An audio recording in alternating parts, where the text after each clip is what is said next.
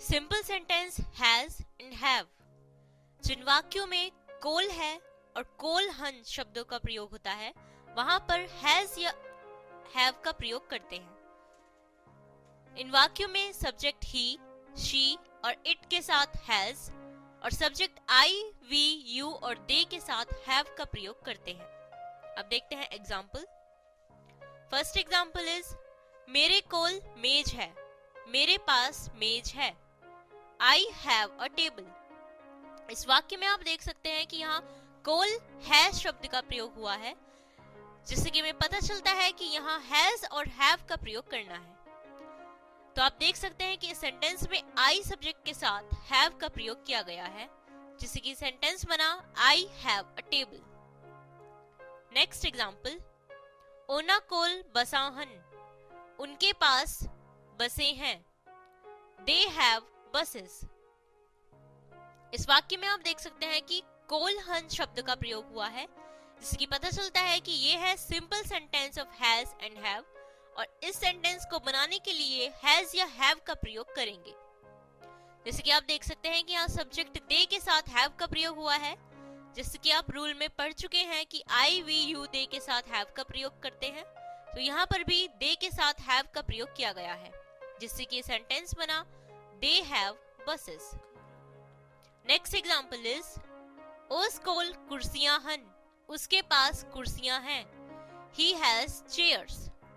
इस वाक्य में भी आप देख सकते हैं कि कोल हन शब्द का प्रयोग हुआ है, जिसकी पता चलता है कि यहाँ पर हमें हैज या हैव का प्रयोग करना है। इस सेंटेंस में आप देख सकते हैं कि सब्जेक्ट के अकॉर्डिंग सब्जेक्ट के साथ यानी उस के लिए ही के साथ हैज का प्रयोग किया गया है, जिससे कि सेंटेंस बना ही हैज चेयर्स। तो इन तीनों एग्जाम्पल से आप समझ गए होंगे कि जिन वाक्यों में कोल है और कोल हन शब्द आते हैं वहां पर हैज या हैव का प्रयोग करते हैं और ही, शी, इट सब्जेक्ट के साथ हैज और आई, वी, यू, दे सब्जेक्ट के साथ हैव का प्रयोग करते हैं। जैसे कि इन एग्जाम्पल में आप देख सकते हैं कि यहाँ सब्जेक्ट आई के साथ हैव, दे के साथ हैव और सब्जेक्ट ही के साथ हैज का प्रयोग किया गया है। अब देखते हैं नेगेटिव सेंटेंस। नेगेटिव यानी नावाचक वाक्यां विच आई, वी, यू, दे नाल डू नॉट लगदा है ते ही, शी, इट और नेम दे नाल डज नॉट लगदा है। एग्जाम्पल, मेरे कोल मेज नहीं है, मेरे पास मेज नहीं है। I do not have a table.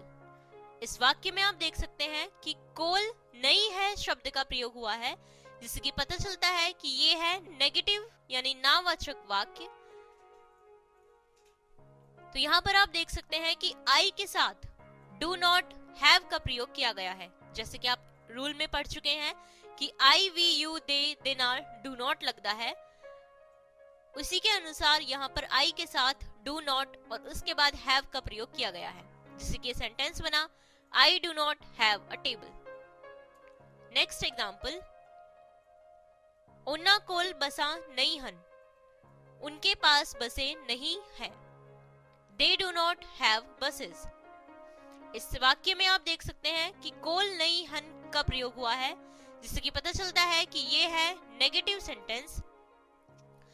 तो इस सेंटेंस में भी हम डू नॉट या डज नॉट का प्रयोग करेंगे, जैसे कि आप देख सकते हैं कि सेंटेंस में दे सब्जेक्ट यानी ओना के लिए दे और दे सब्जेक्ट के साथ डू नॉट का प्रयोग किया गया है, जैसे कि आप पढ़ चुके हैं रूल्स में कि आई, वी, यू, दे नाल डू नॉट लगता है। तो उसी के अनुसार यहाँ पर दे के साथ डू नॉट और उसके बाद हैव का प्रयोग किया गया है, जिससे कि सेंटेंस बना they do not have buses.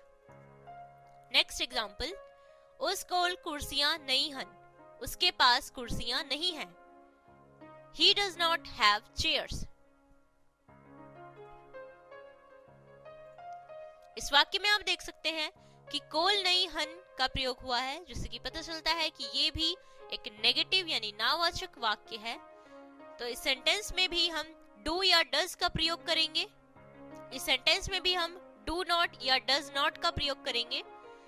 तो जैसे कि आप देख सकते हैं उस के लिए ही सब्जेक्ट के साथ डज नॉट का प्रयोग किया गया है, जैसे कि आप रूल में पढ़ चुके हैं कि ही, शी, इट और name then are does not लगता है, उसी के अनुसार यहाँ ही सब्जेक्ट के साथ डज नॉट हैव का प्रयोग किया गया है, जिससे कि सेंटेंस बना ही डज नॉट हैव चेयर्स। अब देखते हैं इंटरोगेटिव या प्रश्नवाचक वाक्य। एना वाका विच डू डज दी वर्तों सब्जेक्ट तो पहला हुंदी है। इन वाक्यों में डू या डज का प्रयोग सब्जेक्ट से पहले किया जाता है। अब देखते हैं एग्जाम्पल। की मेरे कोल मेज है, क्या मेरे पास मेज है, do I have a table.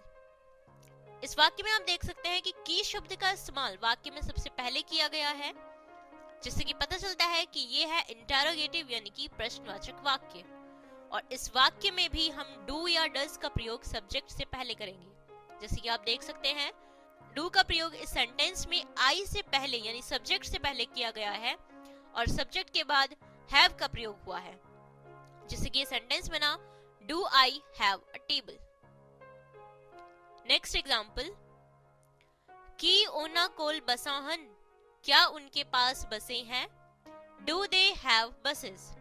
इस वाक्य में भी आप देख सकते हैं कि इसमें की शब्द का इस्तेमाल सबसे पहले किया गया है, जिससे कि पता चलता है कि ये है इंटरोगेटिव यानी कि प्रश्नवाचक वाक्य। तो यहाँ पर भी हम डू या डज का प्रयोग सब्जेक्ट के अनुसार सब्जेक्ट से पहले करेंगे। जैसे कि आप देख सकते हैं कि यहाँ डू का प्रयोग सब्जेक्ट दे से पहले किया गया है और हैव का प्रयोग दे यानी सब्जेक्ट के बाद हुआ है, जैसे कि सेंटेंस बना डू दे हैव बसेस।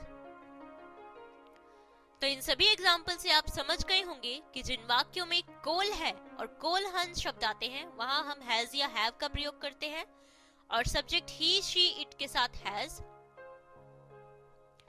और आई, वी, यू, दे के साथ हैव का प्रयोग करते हैं।